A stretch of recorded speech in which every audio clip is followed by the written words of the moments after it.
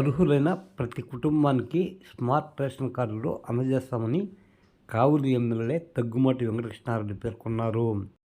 సోమవారం కావలి పట్టణంలోని కొనదన్ని గిరిజన కాలనీలో స్మార్ట్ రేషన్ కార్డు పంపిణీ కార్యక్రమంలో ముఖ్య అతిథిగా కావలి ఎమ్మెల్యే పాల్గొన్నారు.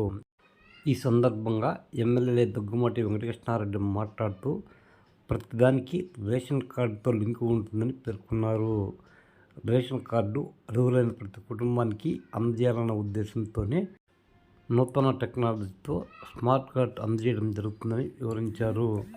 ఈ సందర్భంగా పట్టణంలోని పలువురికి స్మార్ట్ కార్డు పంపిణీ చేయడం జరిగింది.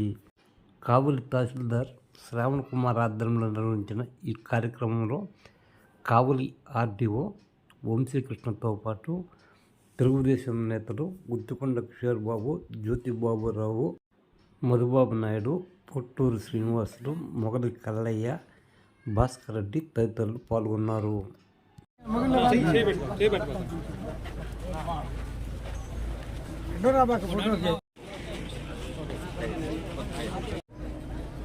రాష్ట్ర వ్యాప్తంగా పేద బడుగు బలహీన వర్గాలకు చెందినటువంటి అవసరాల నిమిత్తం వాళ్ళకి సంజీవిని అయినటువంటి రేషన్ కార్డు కార్యక్రమాన్ని ఈరోజు రాష్ట్ర వ్యాప్తంగా పంపిణీ చేయడం జరుగుతుంది.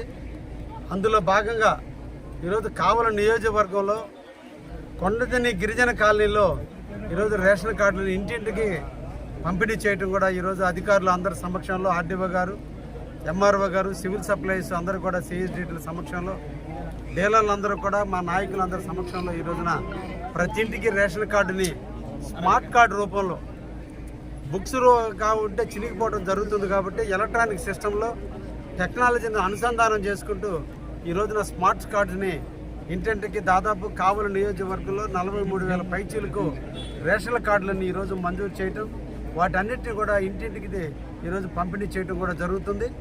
ఈ కార్డుల ద్వారా కొత్త కార్డులు, పాత కార్డులు అన్నీ కలగలిపి రేపు సెప్టెంబర్ 2వ తేదీ నుంచి వచ్చేటువంటి బియ్యము, ఇతర సివిల్ సప్లైస్ ఐటమ్స్ అన్నింటిలో కూడా కొత్త కార్డులన్నిటికీ కూడా అనుమతి ఇవ్వడం జరిగింది. దానికి సంబంధించినటువంటి హక్కుదారులైనటువంటి వాళ్ళందరూ కూడా బియ్యం కావచ్చు, ఇతర అవసరాలు ఏవైతే ఉన్నాయో వాటన్నిటిని కూడా తీర్చడం జరుగుతుంది. ఈరోజు పేదలందరికీ ముఖ్యంగా రేషన్ కార్డు అనేది ఒక సంజీవిని కార్డు లాంటిది. ఆ ఒక్క కార్డుతో వాళ్ళ జీవిత తలరాతలు మారుతున్నాయి.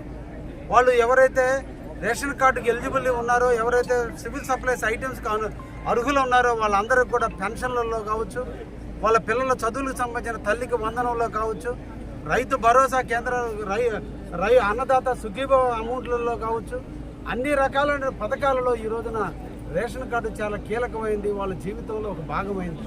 అటువంటి దాన్ని ఈరోజు ఈ రాష్ట్ర ప్రభుత్వం, ఈ మంచి ప్రభుత్వం ప్రతి ఒక్క అర్హుడైన పేదవాడు నష్టపోకూడదు, ఎవరైతే అర్హులు ఉన్నారో వాళ్ళందరికీ కూడా ఈరోజు కొత్తగా కూడా రేషన్ కార్డులు మంజూరు చేయడం జరిగింది.